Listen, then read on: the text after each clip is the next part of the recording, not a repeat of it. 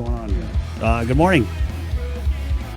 We have who do we have here in our KUAM News link Zoom room? Of course, we have the Chief of Staff for the Office of the CNMI Governor, Will Castro, no stranger, of course, to Guam. Good morning, Will. Hey, good morning, Chris. Half a day. We also have Mr. 62. Hold on a second. Let me get my notes up here. 62 Igisomar, who is the Secretary of the Department of Public Lands. Good morning, 62. Unmute. Oh, good morning, Chris. Good morning, Chris, and everybody. And good then morning. Where the party's at, we're actually going to IRP, where we have Marianne Terraguez, who's the Director of the Infrastructure Recovery Program. Buenos CNMI.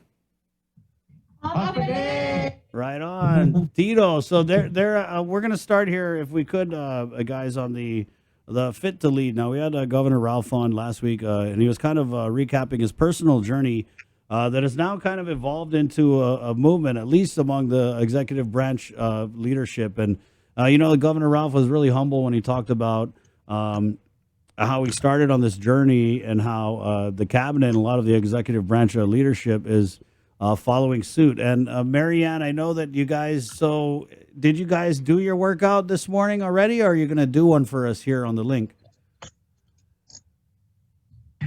We walked up the stairs instead of the elevator this morning. We're making a lot of lifestyle changes. The team will make a commitment. Some of us did the donut lifting this morning, but that's all going to end after today. Oh, that's good. I did the empanada lift. Did about 6 reps on that.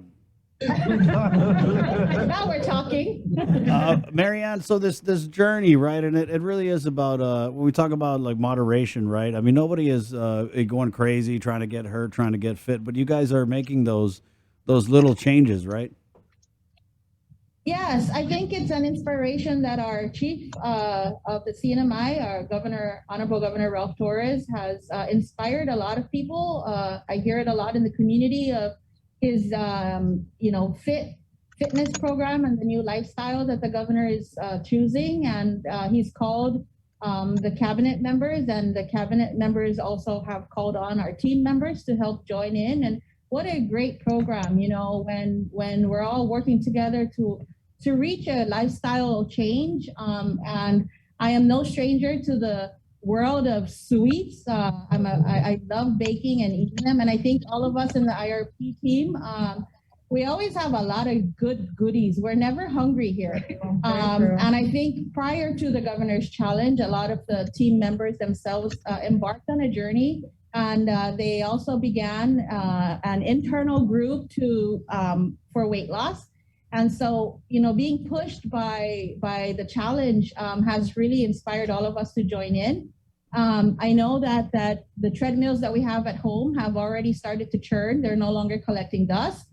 And lucky for us, we're positioned in a very beautiful office that sits right across the walkway, the pathway in the CNMI. So we have the opportunity to go out there and take a walk. And I have the wonderful team, IRP Strong, and they've all will make that commitment with me. And we're going to help each other, keep each other in check in terms of what we do. And as we go along with the show, we'll unroll what the IRP team is going to do. And we've already did our jumping jacks and our push-ups this morning as well. Right. I know I was joking before we went on that I thought I was wondering if I'm going to see some burpees on the conference table.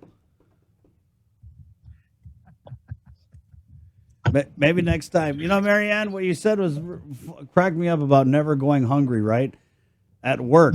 And that's also a struggle here, I'm sure in Guam, because we're like, our so much of our culture centers around not just like food, but sharing food and sharing meals. Has that how's that changed for you guys? Are you guys now, maybe instead of karun binadu, maybe now it's a salad? Have you guys started to change little bits? Maybe you're not baking as much? Absolutely. So we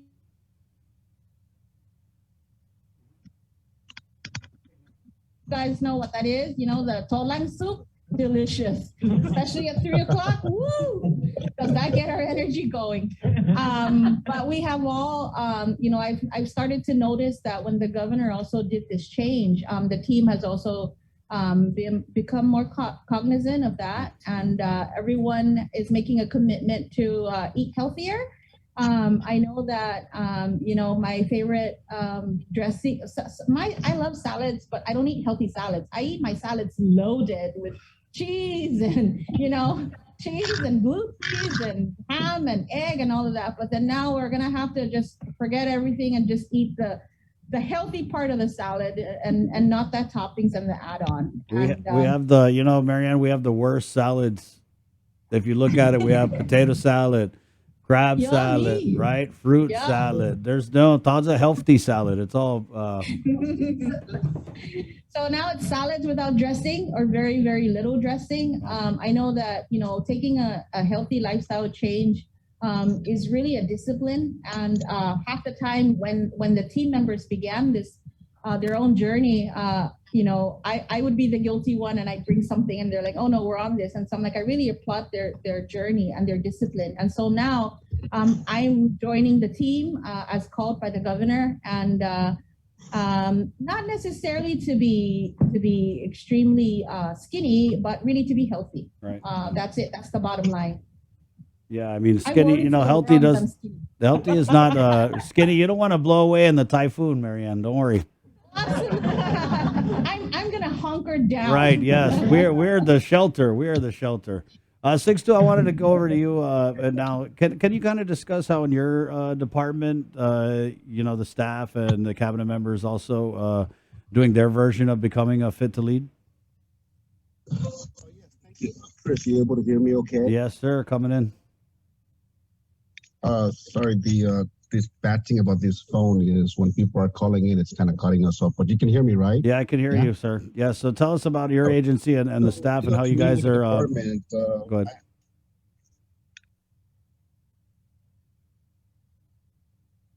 May I go ahead, Chris? Please go ahead, sir. So as I was saying, to me with the department, I'm fairly new to this department and just got on board, although not new to the entire CNMI government. And so for me, it's always about leadership, and I have to applaud our governor for actually coming out and heading out on this Fit to Lead campaign. So in leadership-wise, and coming in here, it's trying to find out and assess our resources and skills and tools here in the department. And one of the things that for me is very important in order for me to try and bring the team along, the department along, is to really, really convince them that we are true to our words and that this is not just a campaign for today, that we're just going to do this and forget about it. But it's really about making sure it's long term. So I did a lot of buy-in leadership skills and meetings with our directors, our staff, in making sure they can believe that we are here for them and believe that we are part of a teamwork. And that teamwork does not end within a division. It does not end within this department, but that it continues along to our executive branch and along with our people. And so what I've done mainly for our staff here is encouraging them. We've had all our commitments, and department-wise, I told them that because the governor was very clear when he came out to us, the secretaries. I mean, he was being very nice about it. He said, "Okay, guys, I'm down on this campaign, and I'm not forcing you. I'm not forcing you to follow what I'm doing, but I would really, really want to ask you because I care for you guys as well. I want to ask you to take a look at yourself and your health and see if just take a pause a moment. I'm not forcing you, volunteer. Take a pause a moment and just evaluate yourself." And so I wanted to duplicate that. And so I duplicated that with our staff and asked them the same question. Right now, nowadays in government and as being a manager or secretary, we have to be very careful to make sure we don't get hit back for some form of discrimination or harassments. And so I did ask them, and they were all very happy to hear in me explaining to them about our governor's challenge, and if they may take a moment, and they were all very happy. And I did tell them to, number one, just very simple. I'm not asking you to remove stretch marks or start losing those weights, if any, but one very simple one that the governor asked us, and I am taking it on, is just to have 6 to 8 hours sleep a day. And of course, everybody might be thinking that, that's very easy. But now there's this social media, and I know everybody's having only 4 or 5 hours sleep every night, and so it's a challenge. Aside from the fact that you need to take care of your body, you also have your mind that needs to rest. So Yeah, that's a simple yeah, challenge yeah. that I've asked all my staff and directors since a month ago when the governor first came out, and they're all reporting to me that they're actually having fun now, enjoying, and so that's taking care on that side. 6-2. Most What did your important, aside from your physical being, to be able to have that right? mental rest. And so myself, I've been having about a good 7 hours sleep average per night. Trying to go to sleep by my target is between 9 p.m. and 10 p.m. You got to go to sleep. Yeah. Now, with respect to health wise, I just wanted to state that I too have lost about 5 to 10 pounds when the governor came out. I've taken up his challenge and have observed my intake consumption of food on starch, fat, oil, and also on sugar. So I have lessened a lot of those things down. Our respectable physical activities. Everybody knows I have a toddler. So I think my cheat code would be number one. I do have a toddler. She has taken up all my physical time and exercises. We have a steep stairways here at the department as well, and we also have parking lots that are so far away from our offices. Mm, So those are sort of kind of like some cheat codes. yeah. But physical wise and personally, Chris, I have a great improvement with myself. The staff wise, we do have meetings about a week ago after we met with the governor and Will in the last cabinet meeting. I came back to the staff and said, okay, guys, we need to raise the stake. Right now, I know that you guys are having your 7 hours sleep every night. That's good. Thank you. But we need to move up another notch, bring up another step. And that is we're now, they're waiting for me now, trying to see how I can access treadmills for our department, at least one to start off. And at the same time, waiting for me to get back to them with respect to membership to gyms that I'm looking around to see if we can have some special discounts to uh, Chris, I have close to 80 employees in the department, and that's a lot of department. And I know that a lot of agencies and offices are out there already. They're out there exercising in their parking lots and spaces because of our governor's campaign on Fit to Lead. And I don't think I have a big enough space here at Jotem to go out with 80 staff and occupy the entire Hmm. parking lot. But we're Yeah. getting there. And so that's what's happening right now in our department. We're getting our average 7 hours sleep for every staff member. And we're working on getting some. The 6-2. I wanted to ask, when the governor came out with this whole fit to lead thing, and I'm pretty sure when he kind of announced that the cabinet will be following suit. I'm not sure what the staff thought about it, but when you sat down with them and you said, "Hey, I need you guys all to be more healthy," we start by getting more sleep. Were they kind of all in on that? Because I mean, yeah, that sounds great, right? But people don't realize that getting more sleep is so key to being healthy. I will say this. Like I mentioned, I really like teaching, mentoring employees in any department I'm in, or office, or group, or teamwork I'm in. And the most important part is the mindset. And the mindset is teaching leadership to every, doesn't matter if you're just a clerk, letting them know what leadership means, letting them know about teamwork, letting them know that it's important that we clear our minds and that we are healthy on our minds. So it was fairly easy. I gotta say that in coming out to them with that 6-8, we pretty much already had a lot of meetings since I got on last year, and they've already had so much buy-ins with respect to the leadership that we expect out of the department. Yeah. So it was fairly easy. It was fairly easy for them to accept that. I forgot to mention earlier. Our people in the CNMI, and I'm sure Guam is all about following. It's all about mimicking. So if the governor is doing it and the secretary doing it, your staff will also do it. So they were very happy to come on board. Right. Yeah, Marianne, I don't know, because it looks like you guys got the hard workout part.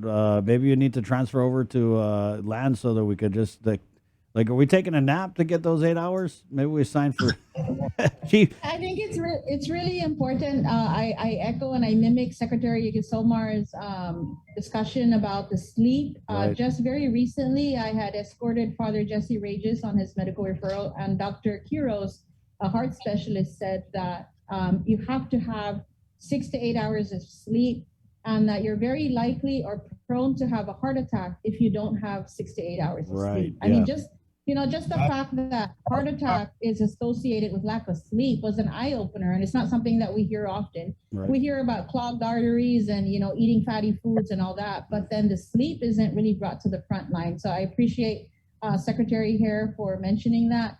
And the sweet spot is, they say, and a lot of research says around 9 to 10 o'clock at night, you need to already be in bed, so that I don't know, leave it to the experts to, Yeah. I follow like what Secretary Sixton said, but sleep is very important. And so that's a lifestyle change for me.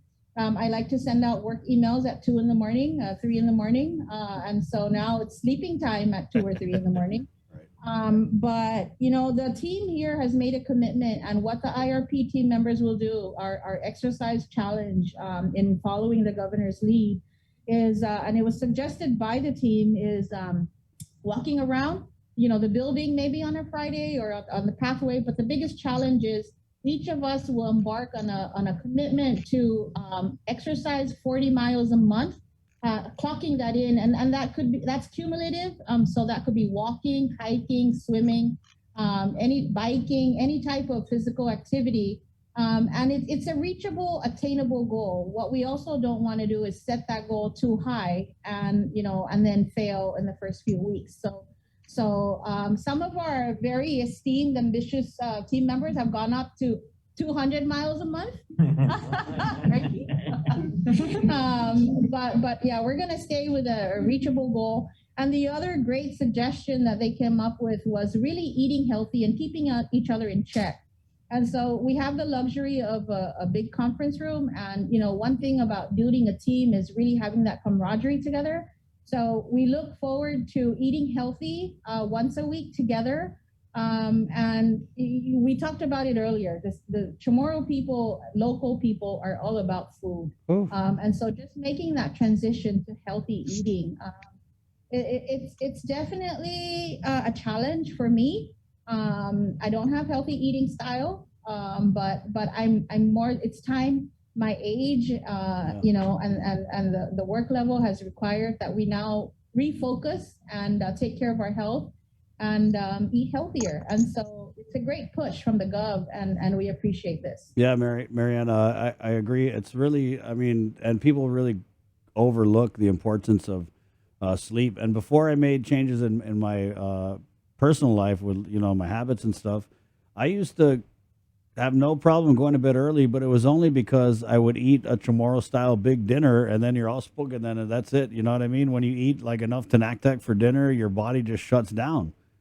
And that's when I would get that, 8 hour sleep. So I'm in bed by like 9:30, 9:30. But the problem is I'm not going to sleep because my mind is still so active. So it is difficult, especially, with the type of lives and careers we're leading now. I mean, it isn't just 8 to 5. I mean, you might leave work at 5, but so many of us are actually still working, with our minds and our thoughts and everything that's going on. And it's hard, especially for me. It's really hard to shut off that switch.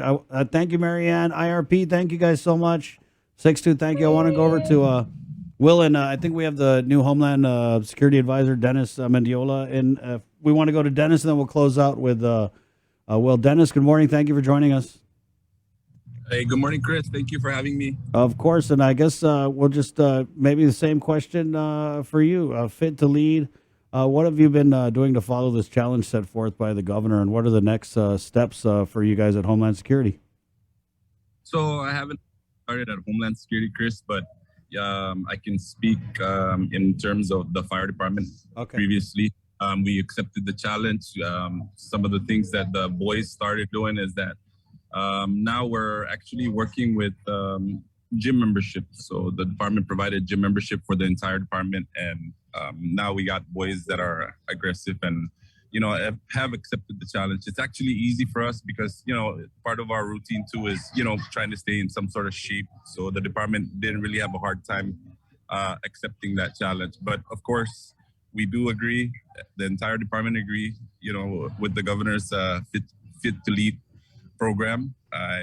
That in order for you to make clear and concise decisions, you need to be able to at least be fit and lead from the front. So, we accepted it, and I'm excited about it. I thank the governor for challenging us cabinet member to push that forward. Thank you, Dennis. Will, I know that there's a new workplace wellness policy. Can you kind of wrap with that? Yeah, thank you. So one of the cabinet members asked the governor, we'd love to follow you. It's a little tough given our work environment and schedules. Is there anything he can do to accommodate that or help us with that? And so he drafted a workplace policy that would give out, I think it's 2 hours per week for employees to take advantage of the opportunity to go out for your mental and physical wellness. So it's still in draft form. We hope to release it this week. We need some policy and legal people to look at it first. But that's on the table. And thanks to the governor. Thank you, Will. In closing, anything before we let you go? Yeah, thank you. Well, this is started out as the Gov's personal journey for his mental and physical fitness. It's snowballing into something wonderful with the cabinet and the government. And I know that the Crank has challenged the governor to a 5K in May. So I thought you were going to say fight. 5K. Challenge him to a 5K. Okay. Maybe if Dennis is with the governor in the ring against the Crank, we might have a chance. Right, maybe. Dennis, maybe if it's Dennis the Gov and then the whole IRP, maybe there might be a chance. So it's evolving. It's turning into a community-wide initiative, and we appreciate the governor's lead in this regard. Clearly, Senator 62 said it's more than just your physical fitness. It's mental health and being prepared to lead from the front. Thanks, Dennis, for that, and thanks IRP for leading the way. The whole team, awesome. Thank you, Will. Thank you, IRP. Thank you, 62. Thank you, Dennis. Hey, thank you, Chris. Thank you. Have a good one. Just right on. We go to the CNMI every Monday for Fit to Lead. And, as we get closer, never mind that. It's too early to tell you. It's 9:04, guys. We're KUAM FM. I got in Guam. This is the link brought to you by Calvo Enterprises, ITD, and Jack in the Box. Good morning. Docomo Pacific is here to help guys with the Affordable Connectivity Program. It helps you connect to things that matter most with $30 off select internet plans. Head over to Docomo's Tamuning HQ to see if you qualify. Qualifying households